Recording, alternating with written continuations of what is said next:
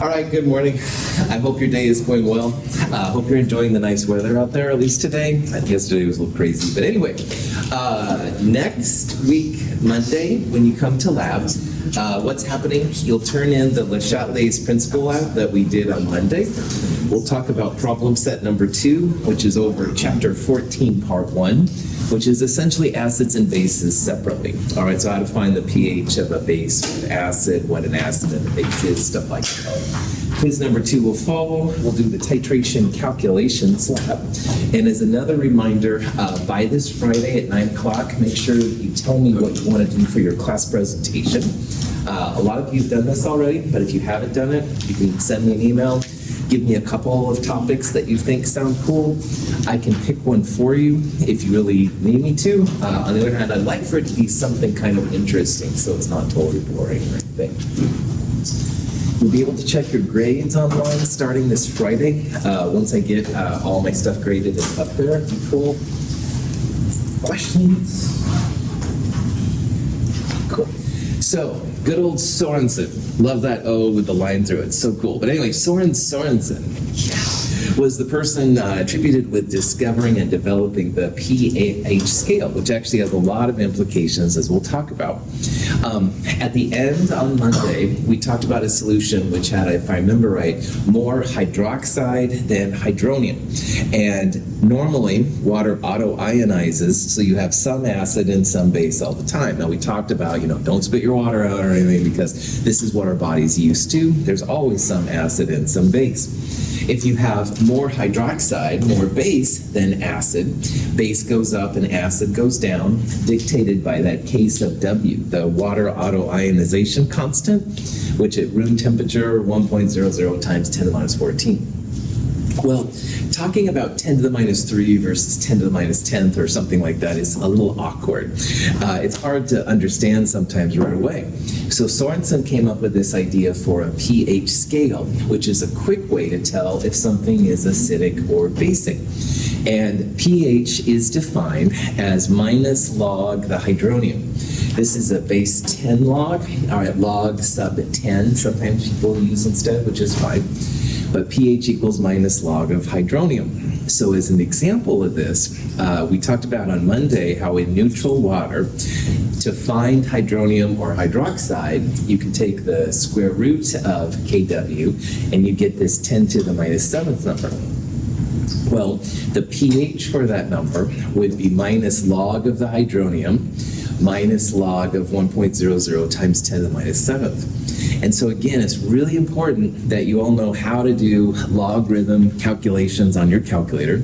It's something your calculator will do for you. All right, you don't have to know what logs are or anything like that, but they are super helpful here in chemistry for doing things. So if you do this correctly, and again, use LOG, not LN, the natural log, but if you do that, you get 7.00. So a neutral solution where the acid and base, the hydronium and hydroxide are equal to each other is 7.00. So truly neutral water, all right, has to be at 7.00. Now in the real world, sometimes people will have a little bit of plus or minus, all right, and that's totally dependent on where you are, but maybe 6.9 to 7.1 is neutral, It really depends on the situation, but from a true, pure mathematical perspective, at room temperature, you must be 7.00 or so to get to a neutral solution. On Monday, we looked at an example with a 0.0010 molar sodium hydroxide solution. And at that time, we found that hydroxide was bigger than hydronium. That's what made our solution basic. Well, in this case, if you wanted to express this then as a pH value, on Monday, we took the hydroxide, Kw divided by the hydroxide gave us the hydronium. And that number came out times 1.0 times 10 to the minus 11th. So if you figure out the pH of the hydronium, it's hydronium, not hydroxide, by the way, pH of hydronium minus log 11.00. So when you hear a pH number, all right, the magnitude will tell you if it's acidic, basic, or neutral, close to neutral. And bases will always be numbers that are greater than 7. If you have an acidic solution, your pHs will be less than 7. And again, around 7, depending on what your thing is, that's where you'll have a neutral solution. So instead of comparing 10 to the minus 11th to 10 to the minus 3, 10 to the minus 3 molar is bigger, so we have more base. That's awkward. We can go, well, this is pH 11, pH is greater than 7 or basic, so it's a lot easier of a way to do it. And unfortunately, no disrespect to popular culture, but Public Enemy, one of my favorite bands, they aren't chemists.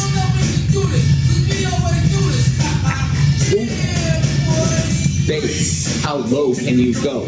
Oh, Chuck D. I really like Public Enemy. So he said, base, how low can you go? No, Chuck, it's pH, base, how high can you go? Of course, this is totally silly and irrelevant, and I really do like. Chuck D has an MBA, so he's not like an intellectual, low person or anything like that, but obviously not chemists and stuff, so. Anyway, so Prophet back on, really ridiculous. I know I'm dating myself probably too much. Bases greater than 7, higher numbers, not low. Acids are less than 7. Question.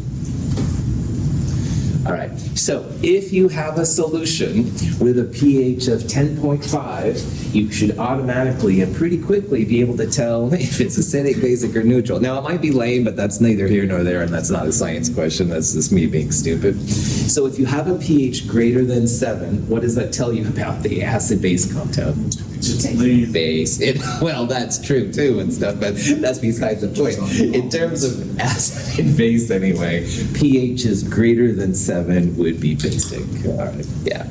So what range would you consider it like neutral? Like would you say it's like a 8 to 6? Would you consider it neutral or what? So in a pure math sense, only pH of exactly 7 would be neutral. But Donovan, you see a lot of variations, all right? And so a lot of times having a plus or minus a little bit would be good. Now, I don't know if I'd go as far usually as 6 to 8, but I would probably say maybe 6.8 to 7.2, something like that, And so it kind of depends on the situation and what you're looking at. Other questions? Okay. I used to drink a lot of Diet Coke. Long story short, I don't anymore. But anyway, the pH of these things is usually acidic. All right, if we took Donovan's Monster right there, I think that would be in that range and stuff. Probably that thing too, absolutely. It's kind of fun. We'll actually do some pH measurements in the lab coming up. But anyway, we do the pH of a Diet Coke solution, 3.12. By the way, this is a pH meter, all right? They have portable ones like this one. There's usually like a probe that you stick in the solution stuff to see what's happening. And depending on what you have up here, it'll calibrate for what you're looking at. This is a pH calculation, and we'll use a version of this here coming up. But anyway, if you have a pH which is less than 7, what does that tell you about the acid content of the solution? Acidic. That's right. Anything less than 7 will be acidic. All right. Now, if you want to know how much hydronium, how much acid is there, you can absolutely do that. So if pH is 3.12 and that equals minus log of hydronium, you can absolutely solve for hydronium. When you do this, you do what's called the anti-log. And anti-log is a way to get rid of your logarithm, basically. Now, for the logs that we're doing, which are all base 10 logs, you can go 10 to the power of your number to get the anti-log. So in this case, you would go 10 to the power of minus, don't forget the minus 3.12. The hydronium content would be 7.6 times 10 to the minus 4. So these concentrations are usually less than 1 if you're not in extreme acid-base pHs. So in this case, we're definitely normal kind of pH, so the numbers should be less than 1, 10 to the power of minus 3.12, and we're good to go. Okay, so we've got a pH in a solution of 4.50, and we want to know what the hydronium concentration is, okay? So hydronium concentration is the square brackets H3O plus. It means moles per liter. If you have your calculator and you want to calculate it, write on. To do this, we'll go 10 raised to the power of minus 4.50. Make sure you put the minus 4.50, the minus in there specifically. If you do this in your calculator, it comes out to be B, 3.2 times 10 to the minus 5. But again, the idea here is you go 10 raised to the power of minus pH. Cool. We talked about logarithms and sig figs on the first day of lab, but I want to go through it just here real fast. Some of the numbers that you see as I write up there might be a little weird, and they are. So I'm just going to go over it here real fast. If you have a number, you take the logarithm of a number with n sig figs, your answer after doing the log will have n decimal places after the decimal, all right? So that's, I'm sure, not very clear at all, so let's look at some examples. Here's the logarithm of 3.07 times 10 to the minus 3. How many sig figs in 3.07 times 10 to the minus 3?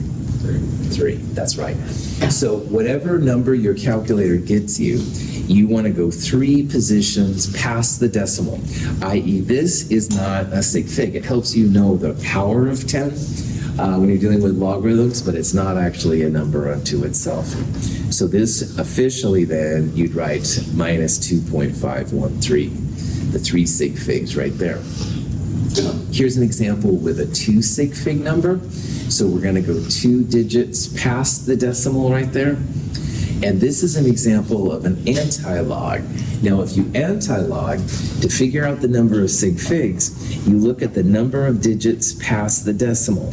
So minus 3.12, the 1 and the 2 would both be considered significant figures. We're doing the opposite process.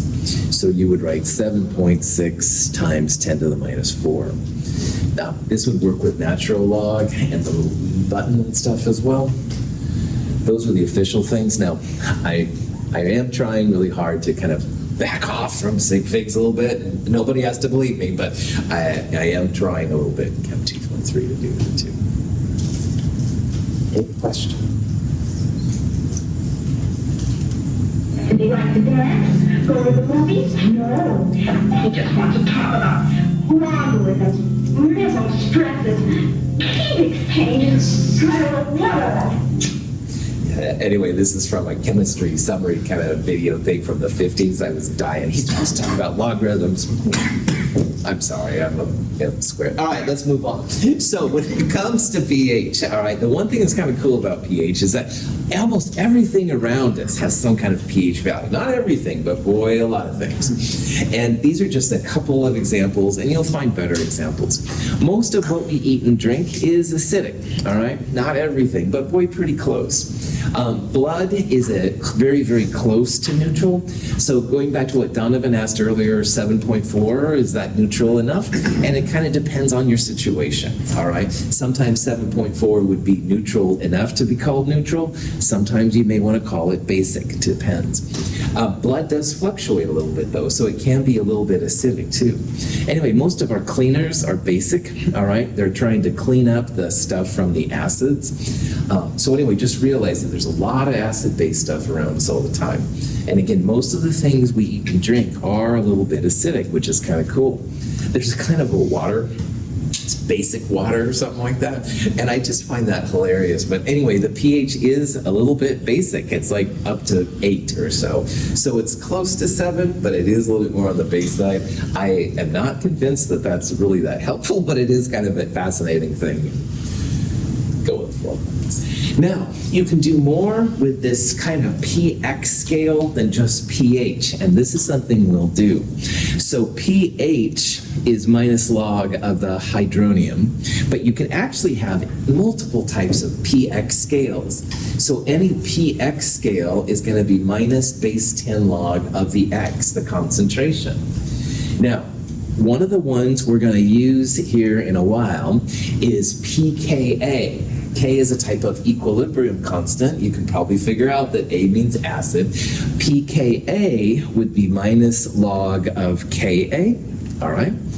POH is another thing we'll use here. POH minus log of the hydroxide. So instead of thinking about the hydronium, which is the acid component, sometimes it will be helpful to think about the hydroxide, the moles per liter of the hydroxide.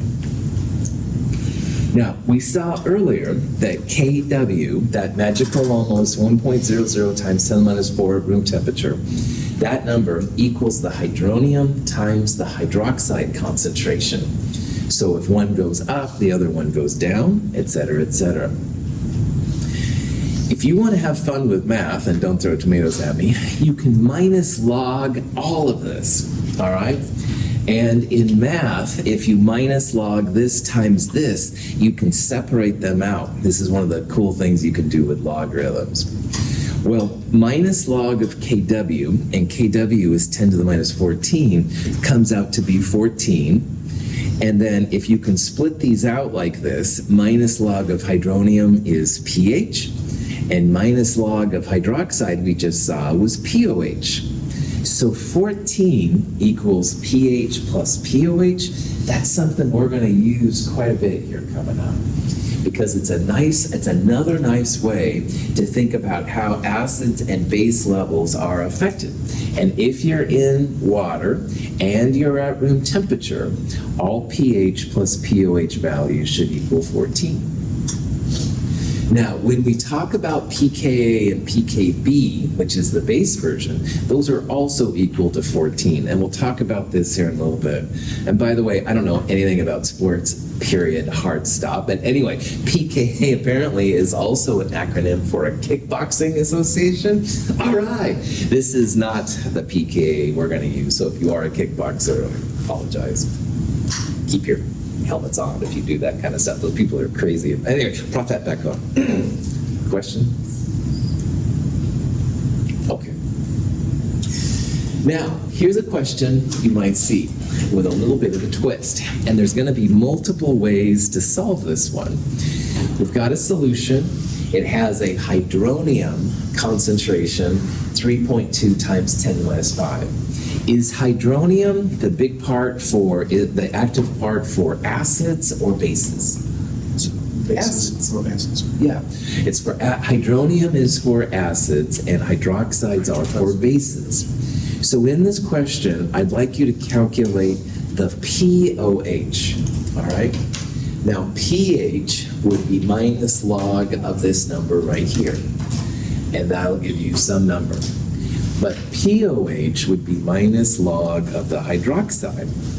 So if you have pH, then you can remember that pH plus POH equals 14 and solve for it that way. But alternatively, hydronium, this number, times hydroxide equals Kw, that 10 to the minus 14. So Kw divided by this will give you hydroxide, and then minus log of hydroxide would be POH. So on this one, you can do it either way, but at the end, if you come out with a POH of 9.51, right on. Now what I did right here is I used the fact that Kw, 10 to the minus 14, divided by hydronium, this number, will give you hydroxide. So when you calculate this part, that is the hydroxide calculation. And then minus log of that number will give you the POH. But you could have also done it by finding the pH of this number. It would come out to be 14 minus 9. It'll be 4.49, something like that. And then once you have pH, 14 minus pH would give you POH. And either way is cool. Pick the way that works best for you. Questions? pH is super useful in chemistry, all right, because it's a way to get energy into a system. So we've seen those pH meters in the little picture, and we'll use those too. Another tool we'll use in the lab is called a pH strip, and we use these a little bit in Chem 222, if you were with me. At the beginning, we did the, we did the little thing where we tested the pH. Well, anyway, no big deal. These are just pieces of paper with a chemical on them that will react and turn color depending on if there's acid or base around. And they're super helpful. The last labs we're going to do in Chem 223, we use a special one, which is all over the place. Now, these particular ones, red for acid and bases are blue. So if you have lots and lots of acid, it'll turn more red or pink. On the other hand, if you have lots of base, it'll turn more blue, dark blue kind of thing. It's useful to you as a student to think about what pH and POH mean to each other, as well as what hydronium and hydroxide mean to each other. And remember that Kw, this 10 to the minus 14, dictates how hydronium and hydroxide are relative to each other. Because hydronium times hydroxide will always equal this number if you're at room temperature. So what that means is that if you have hydronium times hydroxide equal Kw, Kw doesn't change. So if you have lots of acid, lots of hydronium, your hydroxide will go down. And conversely, if you have lots of hydroxide, then your acid will go down. So it's this kind of opposite effect, all right, which is really crazy. But conversely, pH and POH are also kind of opposites, because pH plus POH always equals 14. So your pH goes up, your POH is going to go down. On the other hand, your POH goes up, your pH is going to go down. So in your mind, start thinking about this kind of back and forth thing and how you can use these to figure out what's going on. So every time you see a pH which is acidic, less than 7, a small number of pH, small pHs mean a lot of hydronium. It's a lot relative to the hydroxide, because as hydronium goes up, hydroxide goes down, and vice versa. But if you don't have a lot of hydroxide, that means you have a bigger POH. So pH goes down, POH goes up. Hydronium's up, pH is down. Hydroxide's down, POH is up, and vice versa. I'm in therapy, I tell you, but no, seriously. Just realize there's lots of kind of opposite things here, and it's totally doable, but you just have to think it through. Now, in a basic solution, you'll have the opposite. You'll have a bigger pH. Well, bigger pH means smaller POH. Big pH means lots of base. Big pH doesn't mean a lot of hydronium, all right? So in your own mind, start going through how these all work together, because they're very helpful if you can do that. It makes sense of your answers if you can do this, and that's what I'm trying to get you to do, okay? Questions? Also remember that if you ever work like in a medical clinic or something like that, and you're analyzing the pH properties of blood, well, the human body is not 25 degrees Celsius, it's closer to 37 Celsius. So my beloved 10 to the minus 14 and this 14 right there will probably be different numbers for you. So just realize that we're talking here about just room temperature kind of things, and you might do studies on Mars, all right, where it's colder, and you'd have to adjust some of these things appropriately. Yeah. So how will Kw change if you increase or decrease the temperature? Cool. So, two waters are in equilibrium with hydronium and hydroxide. It takes energy, Emmanuel, to make the waters react, all right? So it's a little bit endothermic. So as you increase the heat, all right, as you increase the heat, it's like you're adding a reactant. Le Chatelier's principle says it's going to move to the right. So by everything I've ever seen, increasing the temperature makes more of these ions. And these ions together is what makes 10 to the minus 14. So if you have more of these, the number will get bigger as temperature goes up. And as you get closer to zero, where then water is solid and it's no fun anymore, then this number will go down. So yeah, so if you're working in the body, it's usually going to be a bigger number than this. It'll still probably be 10 to the minus 14, but it might be like 3.0 times 10 to the minus 14. Good questions. Other questions? Okay. Now, on Monday, we talked about conjugates.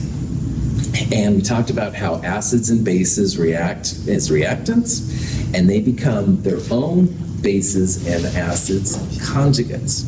So conjugate systems are just two chemical species which are related by an H+. So this is acetic acid, this is the acidic hydrogen, and it pops off to make the acetate ion. So these are conjugates because there's an H, like you take away an H+ here, you make acetate. Add an H+ here, you make acetic acid. So an ammonia, hydrogen carbonate, et cetera, all right?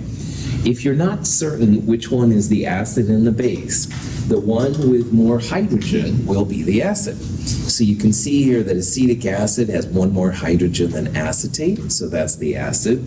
This one has one more H+ than ammonia, so it's the acid, base, et cetera, et cetera.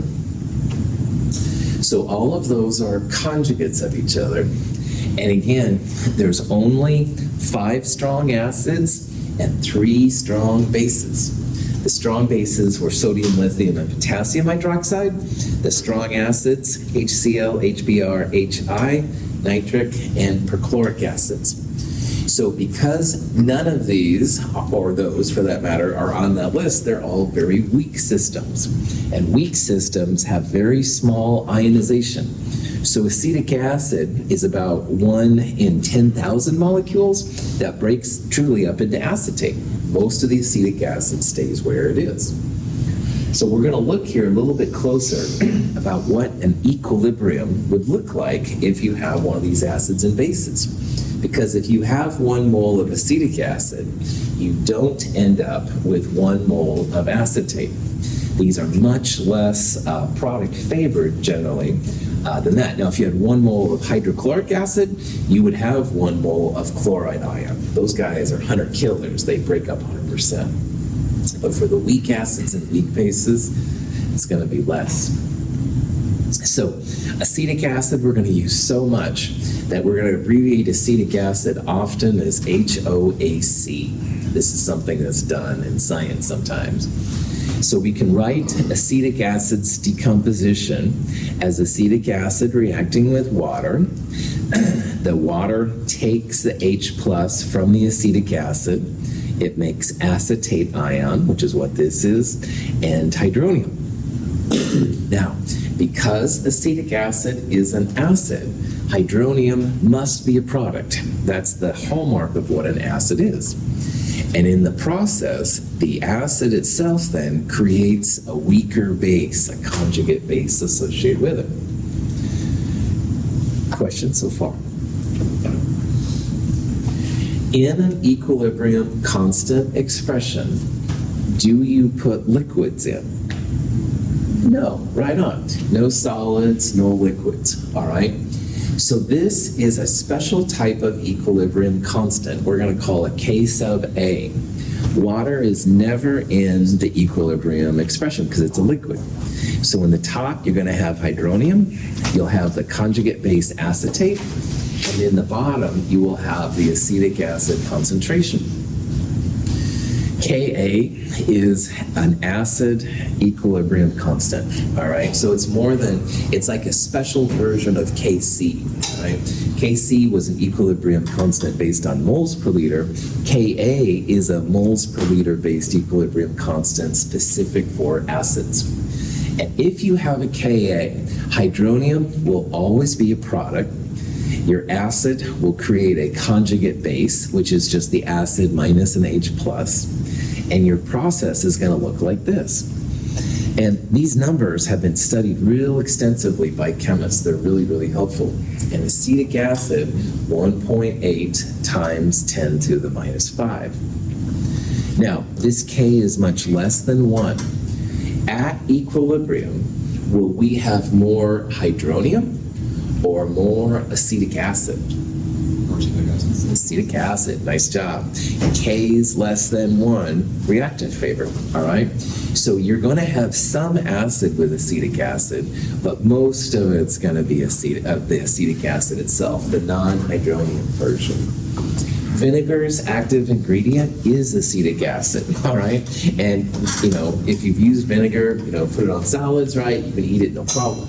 You wouldn't want to put hydrochloric acid on your salad. Oh my goodness, that would burn. Wow, that would be really bad. Hydrochloric acid is a strong acid, 100% product side. But these weak acids are more reserved, shall we say. So anyway, Ka, acid equilibrium constant. Most always, Ks will be less than 1. The types of Ks we're going to look at will be less than 1. And if I give you a Ka for any acid, you can write this expression. It's the acid plus water on the reactant side, and the products will always be hydronium and whatever the conjugate base is, which is just the acid minus an H plus. So that 1.8 times 10 to the minus 5 is just an example, right?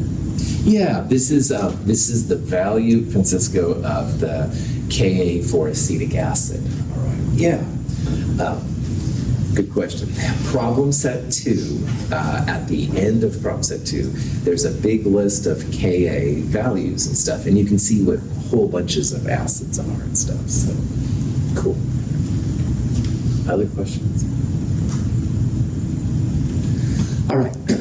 You can genericize. You can have a generic form of the acid equilibrium constant for any acid HA. Water will always be a reactant, but it doesn't show in K because it's a liquid. The acid itself, whatever you're looking at, will be in the denominator, and in the numerator, you'll always have hydronium and the conjugate base. And again, that conjugate base is just going to be the acid minus H plus. So in this case, it would be A minus. These weak acids don't create the hydronium of the strong acids, so they usually have pHs in the range 2 to 7. So it depends on concentration. We'll talk about that. But if you had a strong acid, like all of the acid goes to hydronium, and the pHs are generally higher. But because of the equilibrium, they're usually smaller than that. So. Now, I don't want you to think that we're ignoring bases. So, of course, bases have their own K expression. We unsurprisingly call those KB. So, while Ka was acid plus water making hydronium and the conjugate base, a KB expression, you'll have some base, it'll react with water, and it's going to make a conjugate acid and hydroxide. Now, because it's a base, we'll make hydroxide. Hydroxide is what makes a base a base. So hydroxide will be a product, while with Ka's, hydronium was a product. And the base will create a conjugate acid, which is just H plus pushed onto the base, all right? So if this was ammonia, NH3, this would be ammonium, NH4 plus, et cetera, et cetera. These Ks are also less than 1 for the ones we'll be looking at. They're weak. They have smaller amounts of hydroxide than, say, sodium hydroxide would be. Sodium hydroxide is a strong base, just like hydrochloric acid is a strong acid. So these weaker bases, pH is 12 to 7, give or take. Now, here's what's really interesting about these. This is the Ka expression. Some random acid, HA, reacts with water, makes hydronium, and the conjugate base. I'm going to rewrite Kb here a little bit. In the last example, it was base and water, making Hb plus hydroxide. But if you call this A minus, bear with me, base A minus plus water can make conjugate acid HA plus hydroxide.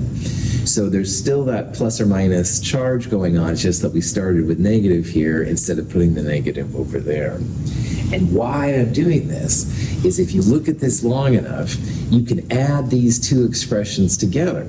So notice that there's an A minus on the product side and an A minus on the reactant side. And there's HA on both sides, and you can combine the two waters together. So at the end, you end up with two waters making hydronium plus hydroxide, which is exactly what I wrote up here when Emmanuel asked me the question earlier. And why this is important to us, if you have a Ka for an acid and a Kb for its conjugate base, Ka times Kb will also equal this Kw, this 10 to the minus 14 thing. So you can see here how 10 to the minus 14 is big in what we're going through, and that's why I keep saying if you're on Mars or doing things in the human body, you may need to readjust a little bit. So Ka times Kb equals Kw if the A and B's are conjugates. Acetic acid and acetate, ammonia and ammonia, stuff like that. And likewise, you can minus log all this stuff, or this thing right here, and you'll end up with pKa plus pKb equals 14. So just realize, if you have conjugates of each other, you find the Ka for the weak acid, but you don't know Kb for the conjugate, no problem. Kw divided by Ka will give you Kb. Conversely, if you have pKa and you want to find pKb, no problem. 14 minus pKa will equal pKb. Organic chemistry is focused a lot more on pKa's than they used to be, and this was kind of a surprise to me, but it's been a trend that I've observed. So pKa, if you're going to take organic chemistry, yeah, you may wish you were in the Kickboxing Association, I understand, but it does have utility for what you're going to study.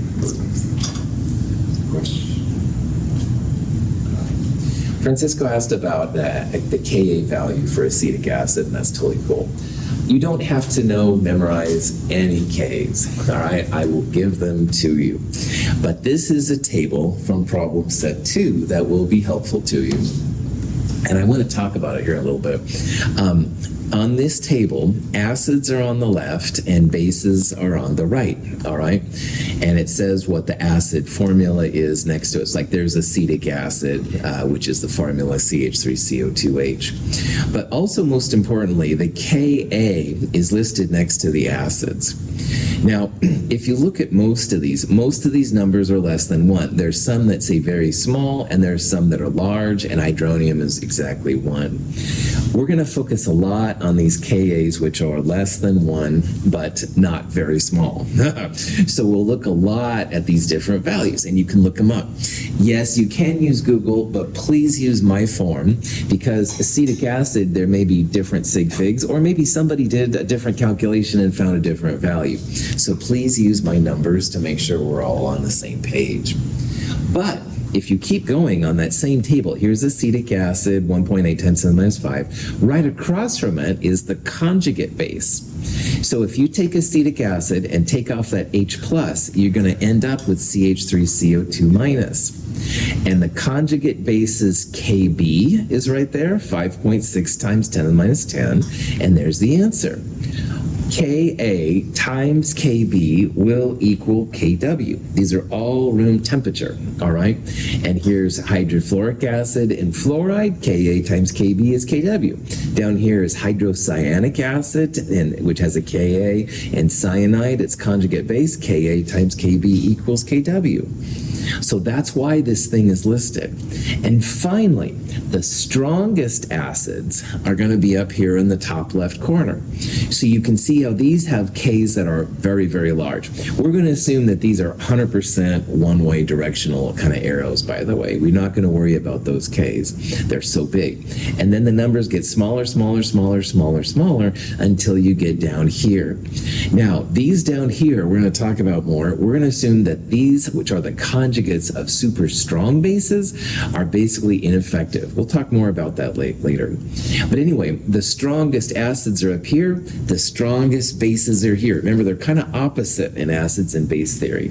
So the strongest bases are down here, and as you go up, they get weaker, weaker, weaker, weaker, weaker, until you get to some which basically have no effect whatsoever.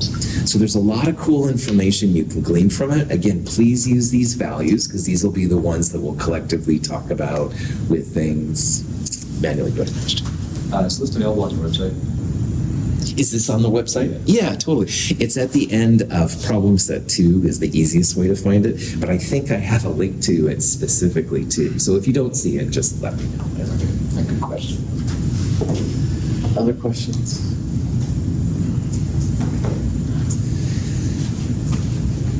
Strongest and weakest bases or acids is another thing you can start doing. And at first, this kind of question might seem daunting, but remember that these are all equilibrium constants, number one. And second of all, hydronium is a product if it's an acid, but hydroxide is a product if it's base. Strongest base for a chemist means maximum hydroxide, just like strongest acid would mean most amount of hydronium. So here we have 5 Kb values. And the question of strongest base means which one's going to give up the most hydroxide. Well, as K gets bigger from last chapter, does that mean we're going to have more product or more reactant? Product, that's right. K gets bigger, more product. And in acids and bases, bigger K means more, in this case, hydroxide, or if it was an acid, more hydronium. So to answer these kind of questions, you want the biggest Kb, because that'll be the most product favored. None of these are product favored Ks, but it's like the most product relative to what you've got. So if you look at all these numbers, remember they're 10 to the minus numbers. The biggest one here is carbonate, 10 to the minus 4, all right? That's the most product favored K of all those up there. So of all of these, if concentrations are equal, this will give up the most hydroxide because it's the biggest K, most product favored. And most hydroxide is what chemists mean when they say strongest base. If it was an acid, it would be the most hydronium, the most H3O+, but same kind of thing. Any questions? One more thing we'll talk about as we go through this class a little bit. Notice that fluoride has a Kb, all right? Now, is this a big K or a small K? Small, please say small, all right, yeah. 10, thank you. 10 to the minus 11 is not a big number, all right? So fluoride, though, it is a Kb. So fluoride is basic. And why I bring that up is because in Oregon and lots of places in the country, they debate about if fluoride should be in your water, all right? Fluoride is different from chloride, bromide, and iodide in that it does make a little bit of hydroxide. And so the only argument I've been personally motivated by is the beer makers, because they're making their own draft beers, craft beers, and stuff like that, and they might need to worry about if there's a little extra hydroxide in. Fluoride does a lot of cool things in the dentist world. I think it makes your teeth stronger personally, blah, blah, blah, but that's neither here nor there. But the one thing that makes me a little bit nervous about saying that is that fluoride is a little bit of a base. So you can at least talk about now with other people if fluoride is good or bad, and you can figure out, you can decide for yourself whichever you think is better. But anyway, fluoride is a little bit basic. Just say no, kids. Questions? All right. Now, because of this system, and as we saw on that table, the strongest acids go to the weakest acids. And that table also had the strongest bases in the lower right and the weakest bases in the upper right. So again, you've got this kind of inverse relationship going on for so many things in chemistry. All right. Now, reactions generally go from a bigger K to a smaller K, all right? That bigger K will push it over. And remember that all reactions have an acid and a conjugate acid, or a base and a conjugate base. So one way to predict how reactions are going to flow is you can compare the Ks. And the bigger K will push to the smaller K. And you can use it for acids or bases. Either way is fine. Now, here's an example of a strong acid. Nitric acid is one of the 5 strong acids. I'm going to write this as an equilibrium, but really, I shouldn't do it. All right, all the strong acids, you can definitely use the one directional arrow. But let's pretend here, all right, that we have an equilibrium going on. All right, well, nitric acid is a super strong acid. So that means it's going to create a very strong base. This is the nitrate ion. On the other hand, water here is acting as a base with nitric acid, and it will create hydronium right here, which is kind of cool. So strong acids, we're going to assume in this class, 100% product favor. I've written it here as equilibrium just for the understanding that it's possible. But man, these guys, they don't stop, all right? Nitric acid is so much stronger than hydronium that it pushes to the right side. And water is actually a stronger base than nitrate is. So nitrate, we're going to assume, has no effect on equilibrium. It's not acid or base, because nitrate can't take an H plus and remake nitric acid. So all of the strong acids, HNO3, HClO4, HCl, HBr, HI, strong, one-way arrows. Do not use equilibrium with them. I did it here just to show what you can think about, but man, they are powerful. And so, well, we're so used to using equilibrium, we won't use them with strong acids or strong bases. Yeah, and then after that. But if it's strong on both sides, is it equilibrium, or will it never be strong on both sides? I have yet to see a reaction where there's a strong acid and or strong base on opposite sides. That would cause some chaos with current acid-base theory, right on. There will always be something stronger pushing to something weaker, is kind of the idea. But if there is one, we'd have to rethink things a little. What is like the number boundary for the pH to be strong or strong base or strong acid?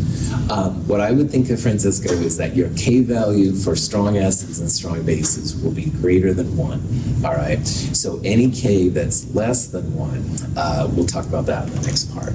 But if you had a K, and they do find Ks for strong acids and strong bases, but they're just not very helpful. But if you saw a K 2800, you'd say, oh, one-sided error. Don't have to worry about it. Cool question. All right. Weak acids, on the other hand, and weak bases, we absolutely have to think about both sides. So in this question, it might be, well, do we have more reactant or do we have more product? And this truly is an equilibrium, all right? Now, acetic acid, roughly 0.42%. A very small amount of it goes to hydronium, and a very small amount of it goes to acetate. We can now compare the power of hydronium to acetic acid. And most of this reaction stays on the reactant side. So that means in a battle for acid supremacy, that sounds a little juvenile, sorry, hydronium is a stronger acid than acetic acid. If any hydronium is made, most of it shifts back to the left. Not all of it, all right? 0.42% is ionized, but most of it shifts back to the left. If you look on that table, and going back to what Francisco just said, hydronium had a Ka of exactly 1. All right, that's kind of the threshold between being weak and strong. And all these weak acids that we're going to talk about have Ks less than 1. So hydronium is a stronger acid than acetic acid.